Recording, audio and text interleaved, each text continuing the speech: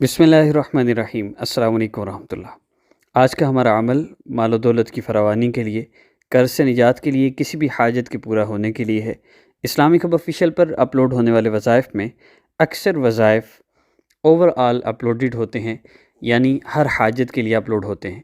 उसकी बेसिक वजह यह है कि आसान वजीफ़ा ऑफिशियल पर हमारे जो बेसिक वज़ाइफ हैं उनमें अक्सर वज़ाइफ ऐसे हैं जो मुख्तलिफ़ मसाइल के हल के लिए हैं। जैसे गुज़श्ता दिनों में शुगर की बीमारी के लिए और जादू से हिफाजत के लिए और मुश्किल से निजात के लिए मुख्तलिफ़ वज़ाइफ अपलोड होते हैं मुख्तलिफ़ टॉपिक्स पे।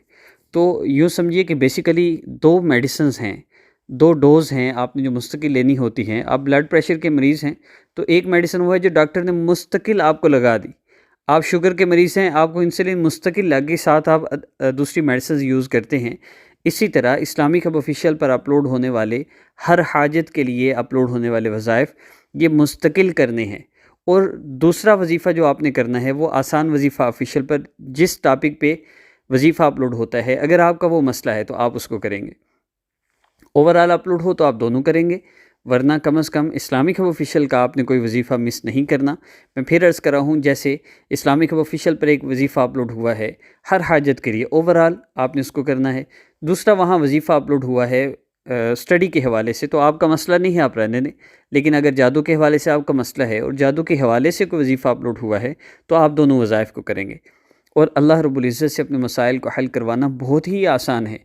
हमारे वज़ाइफ में इतनी आसानी है कि अगर कोई बंदा सिर्फ़ इन वज़ाइफ में मौजूद ज़िक्र सुन ले या कर ले, अल्लाह रब्बुल इज़्ज़त उसका मसला हल फरमा देते हैं। बहुत सी वीडियोज़ में हमारे साथ ज़िक्र करना होता है और बहुत सी वीडियोज़ में सिर्फ़ सुनना होता है, क्योंकि अल्लाह रब्बुल इज़्ज़त की वो अज़मत और बड़ाई वो हदीस मुबारक के मुताबिक होती है। और हदीस मुबारक के मुताबिक उसमें अरबी अल्फाज का होना ज़रूरी नहीं है, बल्कि उर्दू में भी अल्लाह रब्बुल इज़्ज़त की अज़मत और बड़ाई बयान की जा सकती है। तो आज की वीडियो में ये अल्लाह रब्बुल इज़्ज़त की अज़मत और बड़ाई आपने सुननी है। उसके बाद नबी अलैहिस्सलाम की बतलाए हुए तरीके के मुताबिक आपको सारा वजीफ़ा मुकम्मल कैसे होगा, आपको सारा सेटअप बता दिया जाएगा और आपने दुआ कर लेनी है। हदीस मुबारक का मफ़हूम है, आका पाक सल्लल्लाहु अलैहि वसल्लम ने फरमाया, जो इस तरतीब से अमल करेगा और अल्लाह रब्बुल इज़्ज़त से जो मांगेगा उसको मिलेगा, जो चाहेगा मिलेगा। तो आइए अमल का आगाज़ करते हैं। अल्लाह रब्बुल इज़्ज़त की ये अज़मत और बड़ाई 3 या 4 मिनट की है, आप इसको सुनिए और उसके बाद दुआ कैसे करनी है उसका तरीका मैं आपको अर्ज़ कर दूँगा। ये अमल आप सब के लिए आम इजाज़त है। अगर ख़ास इजाज़त हासिल करना चाहते हैं तो हमारे चैनल को सब्सक्राइब फरमा लें, बेल आइकन प्रेस कर लें और हमारी वीडियोज़ को दूसरों तक ज़रूर शेयर कीजिए। आइए आगाज़ करते हैं यकसुई से। अल्लाह रब्बुल इज़्ज़त की अज़मत और बड़ाई को ज़हन में रखते हुए अल्लाह रब्बुल इज़्ज़त की अज़मत और बड़ाई को सुनिए। बिस्मिल्लाहिर्रहमानिर्रहीम।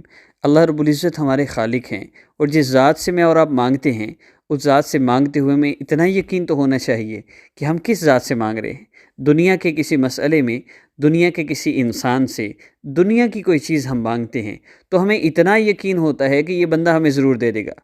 कुर्ब की वजह से आप अपने किसी दोस्त से मांगते हैं, आपको 5,000 10,000 चाहिए, उसके पास है, आप कैसे यकीन के साथ मांगते हैं ना, आप मांगते नहीं हैं, आप कहते हैं भाई 10,000 रुपये तो देना। और इसी तरह अगर आपके वालिदैन के पास कोई चीज़ है तो और भी ज़्यादा आप यकीन के साथ मांगते हैं और आपको कितना मान होता है कि आप अपनी वालदा से, अपने वालिद साहब से लेते हैं, मुझे ये चीज़ चाहिए, वो आपको दे देते हैं। तो मैं ये अर्ज़ करना चाह रहा हूँ कि दुनिया के ये वो मोहब्बतें हैं जिनकी मोहब्बतों का अल्लाह रब्बुल इज़्ज़त से मुकाबला ही नहीं किया जा सकता। सारी दुनिया के सारे इंसानों की मोहब्बत को जमा कर लिया जाए तो उस मोहब्बत से एक ज़र्रा बराबर मुकाबला नहीं कर सकती जो रब ताला अपने बंदों से मोहब्बत करते हैं। ऐसी मोहब्बत करने वाली ज़ात से मैं और आप मांग रहे होते हैं तो हमारे दिल में यकीन ही कोई नहीं होता। अक्सर ये ज़हन में चल रहा होता है, पता नहीं इन्ने वजीफ़े कीते ने, इहदे नाल पता नहीं दुआ कबूल होनी है या नहीं, पता नहीं मेरा मसला अब हल होना है या नहीं। याद रखिए, जैसा हम गुमान रखते हैं अल्लाह रब्बुल इज़्ज़त वैसा ही फ़ैसला फरमाते हैं। तो यकीन से मांगा कीजिए। आज वज़ाइफ की बहुत कसरत हो गई, वजीफ़े पे वजीफ़े किए जा रहे हैं, हालांकि वजीफ़े मसाइल का हल नहीं। वजीफ़े तो मेडिसिन हैं, शिफा अल्लाह ने देनी है। वजीफ़े तो दस्तक हैं, दरवाज़ा खुलेगा तो फिर अल्लाह से मांगना है। वजीफ़े तो एक सबब हैं, असबाब से अल्लाह रब्बुल इज़्ज़त करते हैं, लेकिन करने वाली ज़ात अल्लाह रब्बुल इज़्ज़त की ज़ात है। वज़ाइफ पे यकीन रख के घंटों वजीफ़ा करने वाले वो लोग जो उसके बाद दुआ करते ही कोई नहीं, या करते हैं तो 1 मिनट की वो जो दुआ जिसमें हम ٹھیکہ لے رکھا ہوتا ہے ہم نے، اللہ ہم نے گھنٹہ وظیفہ کر دیا، ہمارا مسئلہ حل کر دیں بس. تو ایسے لوگوں کے مسئلے حل نہیں ہو سکتے. یہ وہ لوگ ہیں جو پانی کی ٹینکی میں سے ایک ٹوٹی میں سے پانی آ رہا ہے اور وہ یہ سمجھتے ہیں کہ یہ پانی ٹوٹی میں سے آ رہا ہے، حالانکہ پیچھے ایک سسٹم لگا ہوا ہے، پیچھے موٹرز ہیں، پیچھے سپلائی کا سارا سسٹم ہے. لیکن یہ لوگ سمجھتے ہیں کہ یہ ٹوٹی میں سے پانی آتا ہے. اس لیے ایک بندہ دیہات میں گیا تو وہاں اس نے دیکھا کہ ہم جو کنویں میں سے پانی نکالتے رہتے ہیں، وہ شہر میں گیا دیہات سے، تو اس نے سوچا ہم کنویں سے پانی نکالتے ہیں تو کتنی مشقت ہوتی ہے، یہاں ایک بڑی جدید قسم کی ایک مشین لگی ہوئی ہے اور اس مشین سے پانی آتا ہے. اس نے کسی گھر کے باہر وہ سپلائی کا پانی لوگوں کے پینے کے لیے ٹوٹی لگی ہوئی دیکھی، تو اس نے کہا یہ بڑی کمال کی چیز ہے. تو وہ ایک شاپ پہ گیا، اس نے وہاں سے جا کر ٹوٹی خرید لی اور جا کر گاؤں میں اعلان کر دیا کہ آ جاؤ، پانی کا انتظام ہو گیا، کنویں سے نکالنے کی ضرورت نہیں. تو اس نے دیوار کے اندر سوراخ کر کے ٹوٹی اس کے اندر فٹ کی اور کہا آ جاؤ بھی پانی بھر لو. تو وہ اب لوگ سارے جمع ہو گئے، جب اس کو کھولا تو پانی آیا ہی نہیں. اس کو کسی نے یہ بتایا کہ یہ صرف جو تم دیکھ رہے ہو، جہاں سے تمہیں پانی آتا ہوا نظر آ رہا ہے، یہاں سے نہیں آ رہا، پیچھے پائپ بچھے ہوئے ہیں، پیچھے ایک ٹینکی ہے، اس سے پیچھے ایک موٹر ہے، تو سارا ایک نظام ہے. ہم جو بظاہر دیکھ رہے ہیں نا، یہ جو ہمیں نظر آ رہا ہے یہ نہیں ہے، کرنے والی ذات اللہ رب العزت کی ذات ہے. اور اللہ رب العزت بغیر اسباب کے بھی کر سکتے ہیں، لیکن اسباب کے ساتھ جوڑا ہے، لیکن یقین ہمارا اللہ رب العزت کی ذات عالی پہ ہو. بات میری سمجھ نہیں آئی نا تو شارٹلی بتاؤں، وظیفے ضرور کریں لیکن اتنے ہی جن میں آپ اللہ رب العزت کو راضی رکھ سکیں. ہزاروں مرتبہ ذکر کر رہے ہیں اور وظیفے کر رہے ہیں. یاد رکھیے، ایک بزرگ فرماتے ہیں کہ دنیا کے کسی مقصد کے لیے کیے ہوئے وظیفے کا کوئی اجر نہیں ملتا، آخرت کا آپ کو کوئی نہیں اس میں ملنے والا. اس لیے وظیفہ کریں لیکن بہت مختصر، دعا کریں لیکن بہت لمبی کریں. جتنی لمبی دعا ہوگی اس کے اثرات آپ اپنی زندگی میں دیکھیں گے. اور الحمدللہ میں نے دیکھے ہیں. میں حقیقت عرض کر رہا ہوں، 3 سال 4 سال پہلے کی مانگی ہوئی دعاؤں کے اثرات میں اب اپنی زندگی میں دیکھ رہا ہوں.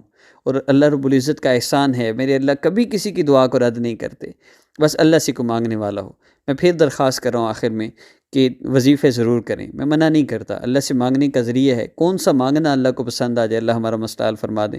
لیکن کوئی بھی وظیفہ 5 منٹ سے زیادہ والا نہ کیا کریں، 70 مرتبہ سے زیادہ والا نہ کیا کریں. اللہ رب العزت کا اسماء مبارکہ میں اور صورتوں میں تو 70 مرتبہ بہت زیادہ ہے. چھوٹی صورتیں 70 مرتبہ پڑھ لیں تو گنجائش ہے، لیکن بڑی صورتوں کا تو 3 دفعہ سے زیادہ کا کوئی وظیفہ آپ نے کرنا ہی نہیں ہے.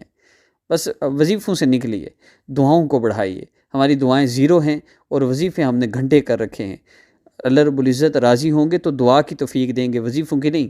اور جب دعاؤں کی اللہ رب العزت نے توفیق دے دی، سمجھے آپ کے مسئلے حل ہونے شروع ہو گئے. اب آپ دعا کر لیجئے، درود پاک پڑھنا ہے، اس کے بعد آپ نے دعا کرنی ہے، اور دعا میں جو آپ کا مسئلہ ہے اللہ رب العزت سے عرض کیجئے، اور آخر میں پھر آپ نے درود پاک پڑھنا ہے. اور مزید اس میں کوئی شرائط نہیں ہیں. اللہ پاک مسئلے حل فرمانے والے ہیں. اللہ سے دعا کیجئے، پیارے اللہ آپ کے سوا کون میرا مسئلہ حل کر سکتا ہے، آپ میرے اس مسئلے کو حل فرما دیجئے.